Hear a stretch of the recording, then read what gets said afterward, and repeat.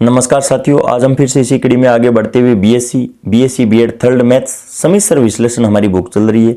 इसका chapter number 4 समीसर अवकलन, और आज हम इस वीडियो के अंदर एग्जाम्पल नंबर 4 पे चर्चा करेंगे। यदि u माइनस वी बराबर x minus Y into X square plus 4xy plus Y square तथा एफ जेड बराबर U plus iota V Z बराबर एक्स प्लस आयोटा वाई का एक विश्लेषिक फलन है तो एफ जेड को जेड के पदों में ज्ञात कीजिए। तो यहाँ पर देखिए स्टूडेंट्स, u माइनस वी हमें दिया हुआ है। पीछे जितने भी एग्जाम्पल हमने हल किए हैं उन सभी के अंदर या तो u दिया हुआ था या फिर v दिया हुआ था। तो इस टाइप के क्वेश्चन आने पे हमें क्या प्रोसेस करनी होगी, मैं केवल और केवल आपको सभी एग्जाम्पल एक ही मेथड से करवाने वाला हूँ। यहाँ पर देखिए स्टूडेंट्स, आपकी बुक के अंदर एग्जाम्पल नंबर 5 को अलग मेथड से किया हुआ है, लेकिन मैं यहाँ पर सभी क्वेश्चनों को इस टाइप के अगर क्वेश्चन आपको कहीं पर भी मिल जाए, यहाँ पर u माइनस वी दिया हुआ है, कोई भी एग्जाम्पल के अंदर आपको u प्लस वी दिया हुआ मिल सकता है, इन सभी क्वेश्चनों को एक ही तरीके से हल करने वाले हैं। तो यहाँ पर एफ जेड बराबर u प्लस आयोटा वी हमें दिया हुआ है और आयोटा एफ जेड का मान है वो आयोटा u माइनस वी हमें प्राप्त हो जाता है। अब इक्वेशन फर्स्ट और सेकेंड को हम जोड़ लेते हैं। तो यहाँ पर F Z plus iota F Z बराबर u प्लस आयोटा वी और plus iota u minus V. यहाँ पर आयोटा रहित और सहित अलग अलग हम टर्म कर लेते हैं। तो u माइनस वी और प्लस आयोटा कॉमन लेके u प्लस वी। तो यहाँ पर देखिए स्टूडेंट्स, बराबर में हम कैपिटल एफ जेड मान लेंगे। तो मतलब ये हुआ कैपिटल एफ जेड का मान है वो स्मॉल एफ जेड और 1 प्लस आयोटा है। अब इस पूरी टर्म को मैं u कह देता हूँ कैपिटल, और इस पूरे टर्म को मैं कैपिटल v कह देता हूं। तो अब मेरे पास देखिए स्टूडेंट्स, कैपिटल u हमें तो यहां पर u माइनस वी दिया हुआ है। u माइनस वी यहां पर कहां पर दिखाई हमें दे रहा है, तो यहां पर स्मॉल u माइनस वी को मैंने कैपिटल u मान रखा है। तो u बराबर u माइनस वी और ये हमें फंक्शन दिया हुआ है। तो अब हमें यहां पर del u upon del x ज्ञात करना होता है। अगर स्मॉल u हमें दिया हुआ था तो पूर्व हमने del u upon del x ज्ञात किया होगा, लेकिन कैपिटल u का जो मान है वो इतना हमें दिया हुआ है जो कि u माइनस वी के इक्वल है। अब यहाँ पर देखिए स्टूडेंट्स, u फंक्शन का x के सापेक्ष आंशिक अवकलन करेंगे तो इतना मान आएगा, जबकि u का y के सापेक्ष आंशिक अवकलन करते हैं तो करेंगे तो इतना मान आएगा। अवकलन तो आप आसानी से कर सकते हो।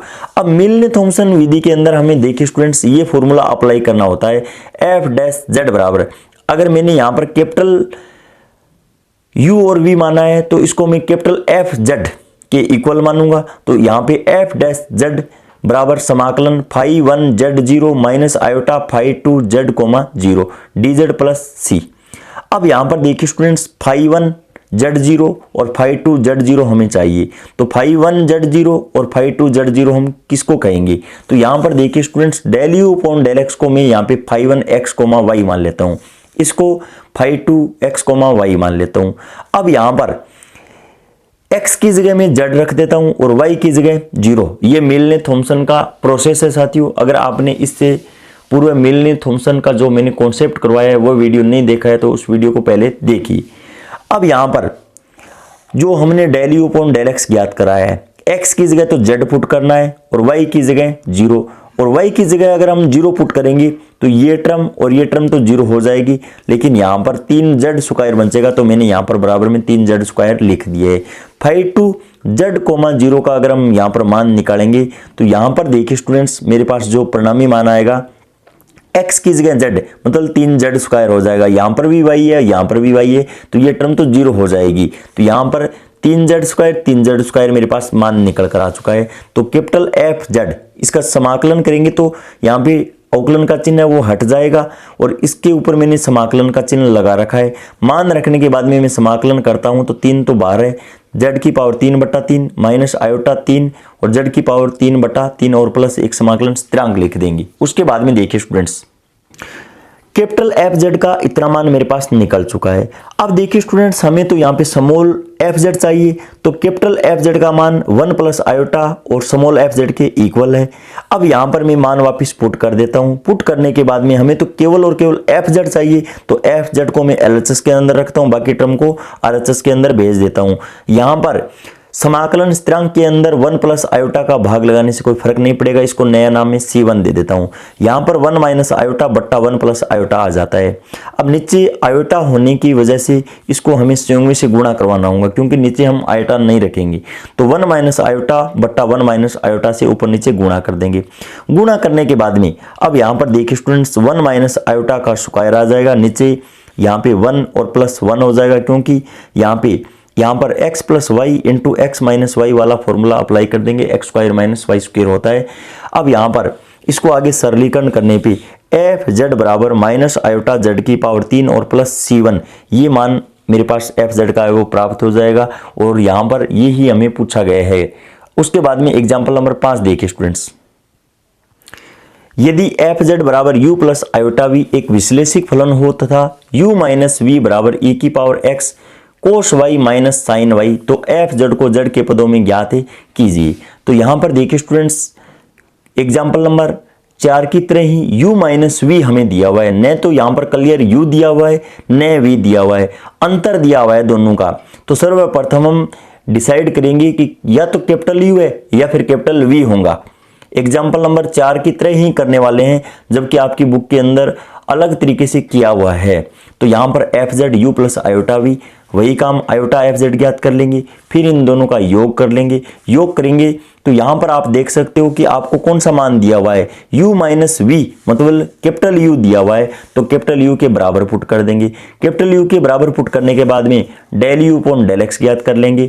Del u upon del X को यहाँ पे मैं φ1 x, y मान लूंगा, क्योंकि मेलने थॉमसन के अंदर हमें φ1 z, 0 का मान चाहिए। तो यहाँ पर मान पुट करने पे मेरे पास e की पावर z मान आ जाएगा, क्योंकि कोस 0 का मान तो 1 होता है, जबकि साइन 0 0 होता है साथियों। अब मेरे पास del u upon del X है वो शुद्ध रूप में e की पावर z प्राप्त हो जाता है। ठीक इसी प्रकार मैं del u upon del y ज्ञात कर लेता हूँ। Del u upon del y को मैं φ2 x, y मान लूंगा, फिर इसकी जगह में यहाँ पे z, 0 रख देता हूँ, और यहाँ पर x की जगह में z रखूंगा, और y की जगह अगर मैं 0 रखता हूँ तो साइन 0 तो 0 होता है, लेकिन कोस 0 1 होता है। तो यहाँ पर माइनस e की पावर z मेरे पास प्राप्त हो जाएगा। उसके बाद में मिलने थॉमसन विधि से हम फॉर्मूला अप्लाई कर देंगे। फॉर्मूला अप्लाई करने के बाद में देखिए स्टूडेंट्स, यहाँ पर मैं φ1 z, 0 और φ2 z, 0 का मान पुट कर देता हूँ। तो यहाँ पर आप देख सकते हो कि यहाँ पर φ2 z, 0 का मान माइनस e की पावर z था, तो यहाँ पर माइनस और माइनस साथियों क्या हो जाएगा, प्लस हो जाएगा। तो यहाँ पर φ1 z, 0 का मान है वो e की पावर z है। अब यहाँ पर e की पावर z को मैं कॉमन ले लेता हूँ, तो यहाँ पर 1 प्लस आयोटा बन जाएगा। अब यहाँ पर कैपिटल एफ जेड का जो मान पूर्व हमने यहाँ पर 1 plus iota small F Z लिया है, वो यहाँ पर वापस अप्लाई कर देंगे। वापस अप्लाई करने के बाद में यहाँ पर आप देख सकते हो कि हमें तो एफ जेड का मान चाहिए, तो दोनों तरफ 1 प्लस आयोटा का भाग लगा देंगे, तो e की पावर z, और यहाँ पर 1 प्लस आयोटा बट्टा 1 प्लस आयोटा, और यहाँ पर नया स्थिरांक C1 लिख देंगे। एग्जाम्पल नंबर 6 और 7 दिया हुआ है, सेम इसी प्रोसेस से होने वाला है, लेकिन एग्जाम्पल नंबर 6 के अंदर हमें वहाँ पर u प्लस वी दिया हुआ है। तो फिर हम मिलने थॉमसन किस प्रकार से अप्लाई करेंगे, अगले वीडियो के अंदर हम चर्चा करेंगे। इन्हीं शब्दों के साथ जय हिंद, जय भारत।